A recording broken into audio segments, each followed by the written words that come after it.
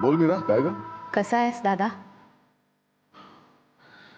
मीरा, तुला सगळी सिच्युएशन माहिती आहे.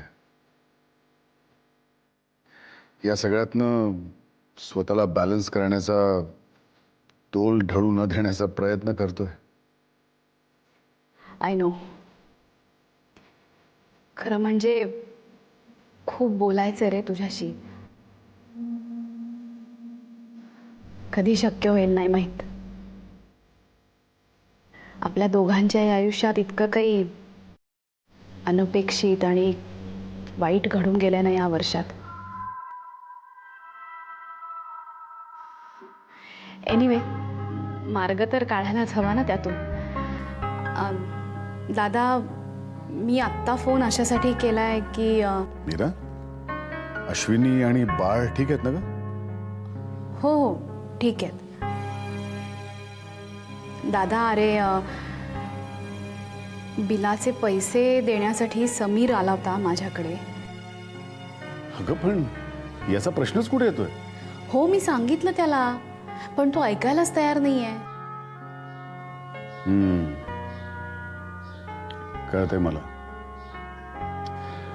त्याचंही बरोबरच आहे.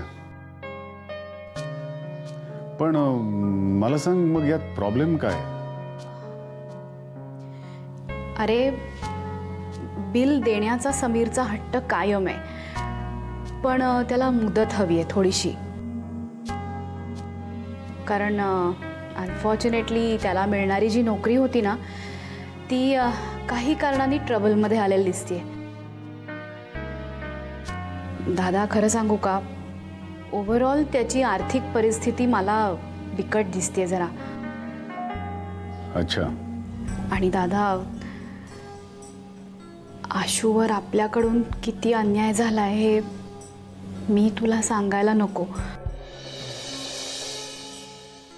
पण आता निदान आर्थिक कारणापायी आशूची आणि बाळाची होरपळ होऊ नये असं मला. डोंट वरी मीरा, मी असं नाही होऊ देणार. काहीही झालं तरी मी हे होऊ देणार नाही मीरा. माझ्यावर विश्वास ठेव. मी बघतो काय करायचं ते. आणि थँक्स मला कळवल्याबद्दल. Okay, bye.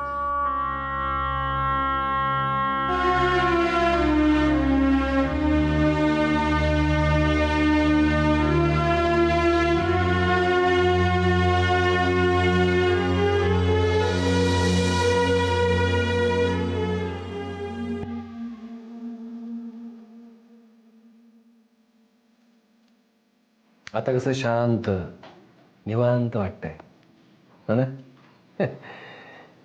इतके सगळे प्रॉब्लेम्स येऊन गेलेत, विचित्र विचित्र प्रॉब्लेम आले, पण त्यातून शेवटी सोल्युशन निघालं, चांगलं निघालं. सगळ्यात सुरुवातीला आशू आणि मग समीर, आणि सगळ्यात शेवटी आईंनी जो निर्णय घेतला ना, त्यामुळेच हे सगळं होऊ शकलं.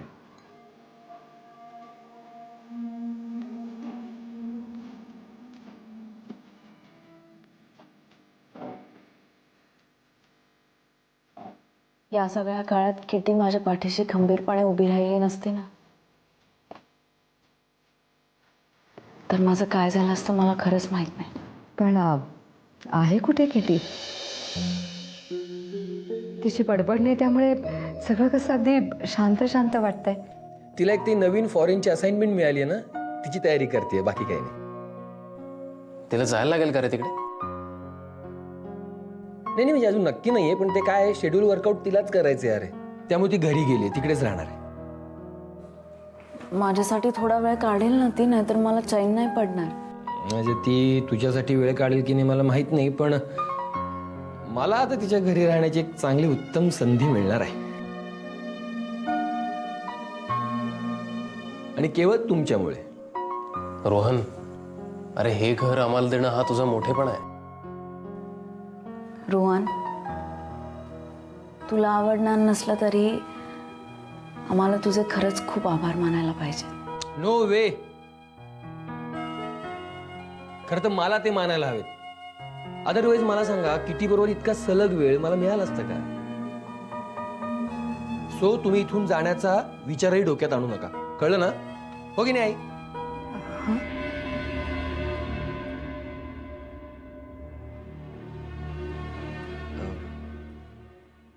काय झालं आई?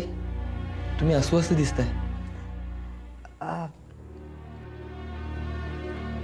नाही, काही नाही.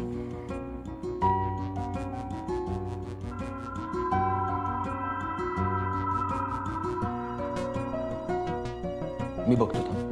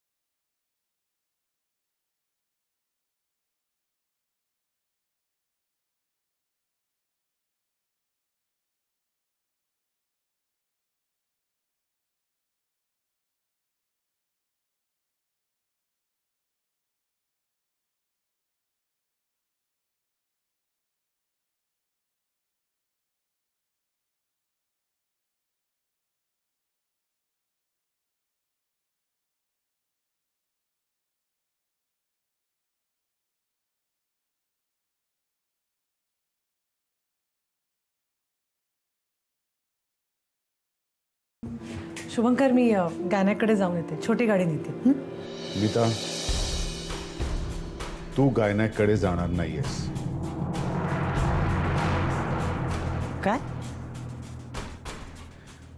आपण जाणार आहोत.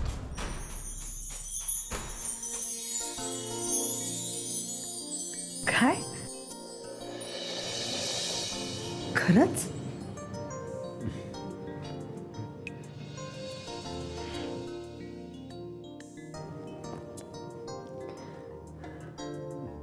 निघूया. एक 5 मिनिटात.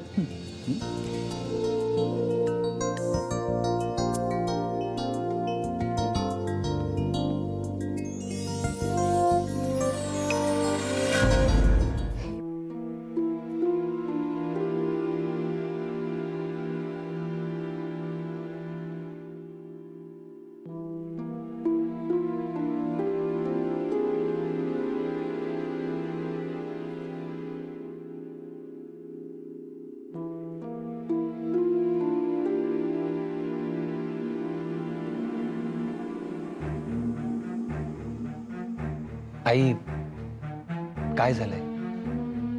काही नाही. आई, मला नाही का सांगणार?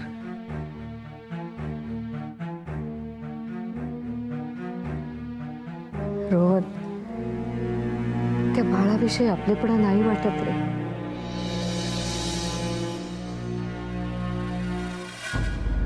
अरे बंद पडलं का? थांबा पण किल्ले देवा.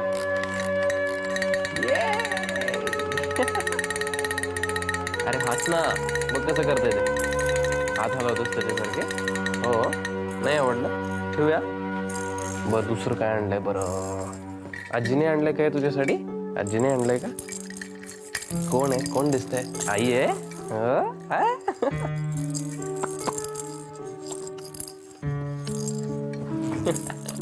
समीर, बाळाची औषधं संपली आहेत, घेऊन येशील? इथे कोपऱ्यावरच आहे दुकान. घेऊन ये ना प्लीज. ओके घेऊन येतो मी.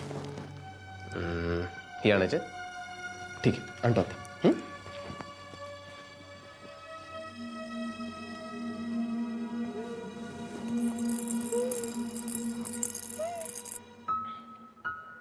अहो पण आई, हॉस्पिटलमध्ये तर तुम्ही किती कौतुक करत होता बाळाचं.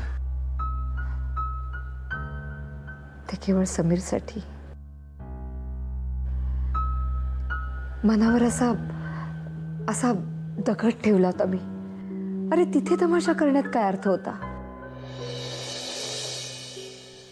आणि लोकांसमोर जर माझ्या खऱ्या भावना व्यक्त केल्या असताना तर समीर आणि आशू दुखावले असते.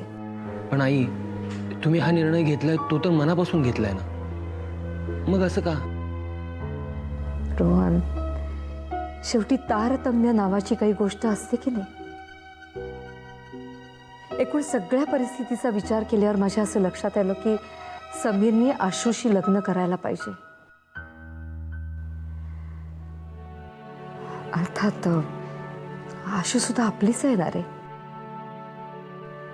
फक्त मला एवढंच वाटतं की तिने हा निर्णय परस्पर घ्यायला नको होता. म्हणजे तिने समीरला सांगायला हवं होतं की विनोदने त्याला फसवलंय, 10 लाख रुपये भरायचे. एकदम असा टोकाचा निर्णय परस्पर घेणं म्हणजे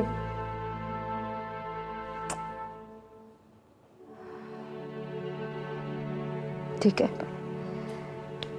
आता काय झालं गेलं, गंगेला मिळालं. निर्णय चुकीचा घेतलेला असला तरी आशूनं पाप केलेलं नाहीये हे तितकंच खरं आहे. आणि मला काय, समीर आणि आशू सुखी झालेले महत्वाचे.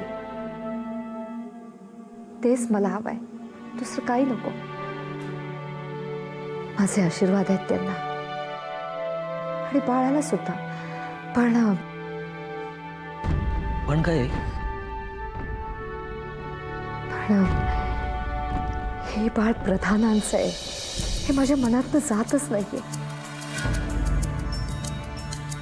नाही म्हणजे हे आपलं आहे, हे बाळ आपलं आहे, हे हे इथे पटतंय रे, पण इथे नाही ना पटत. त्याचं काय करणार?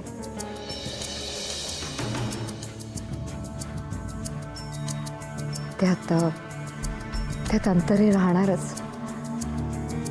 मला ते पार नाही करता येणार. अरे ते पार करायला गेले ना तर माझ्या मुठभर हृदयाचे तुकडे तुकडे होतील.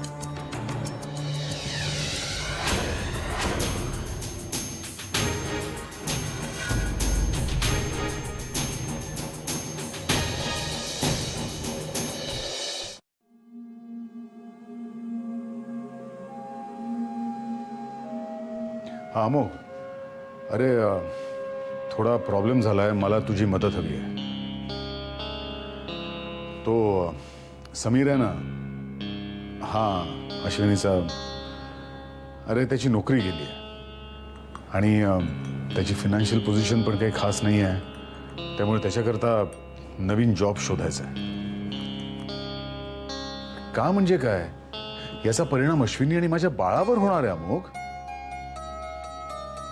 हो म्हणूनच म्हणतोय, प्लीज काही करू शकतोस का तू? हां बोलून बघ ना त्यांच्याशी प्लीज. हां ट्राय युअर बेस्ट अमोघ. या ओके शुभंकर, हां मी तुला नंतर फोन करतो. Bye bye, thanks. काय ग? निघूया. हो अगं घाई गर्दीने कुठे निघालात? थांबा जरा. आत्या, अगं काय हे आत्या? अरे बाबा, सुरक्षा कवच असतं ते. अंगाला लावल्याशिवाय कधीही बाहेर पडायचं नाही, लक्षात ठेव. अच्छा, चेष्टा करतोस माझी? हा, कितीतरी दिवसांनी असं जोडीनं बघते तुम्हाला. असेच राहा लक्ष्मीनारायणासारखे.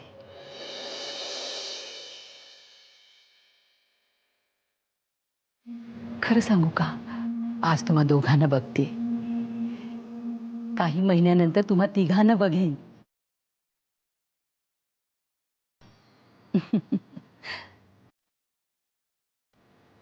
शुभंकर,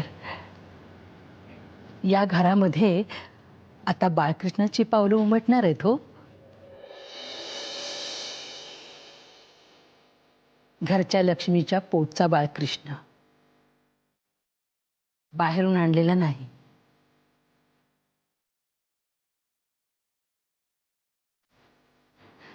शुभंकर, तू बघतच राहा. या घरामध्ये आता अगदी आनंदी आनंद होणार आहे.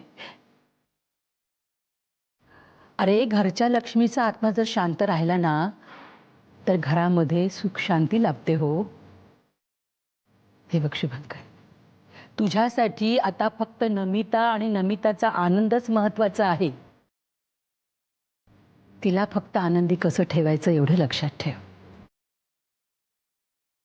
आजच्या सारखेच आनंदी राहा.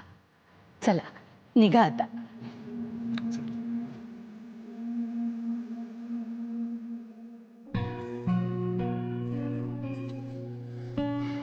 काय हरकत आहे आईने बाळाला ऍक्सेप्ट करायला? हा, मला मान्य आहे की तिला शॉक बसला सुरुवातीला. त्या फेज मधून मी सुद्धा गेलोय ना. एकदा निर्णय घेतला की पार्टी कोरी करायची, पुसून टाकायचं आधीच सगळं. आणि काय ग, लोक दत्तक घेतातच ना मुलांना. मग ते काय झुरत बसतात नंतर त्यांचे आई बाबा कोण होते वगैरे याचा विचार करा.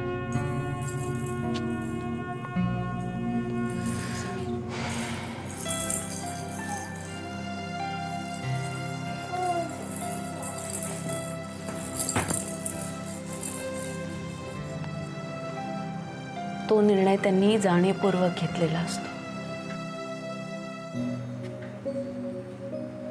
हे सगळं आपण आईंवर लादलंय की नाही?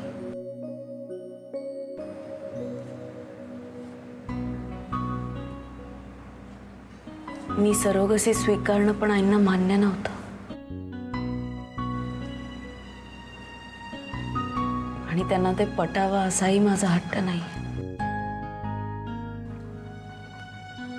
आई बाळाला आपलं मानत नाहीये त्याचं मला कायम वाईट वाटत राहील.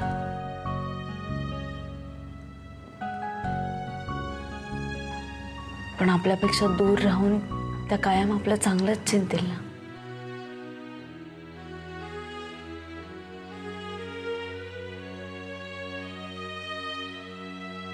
पण एक गोष्ट आहे समीर,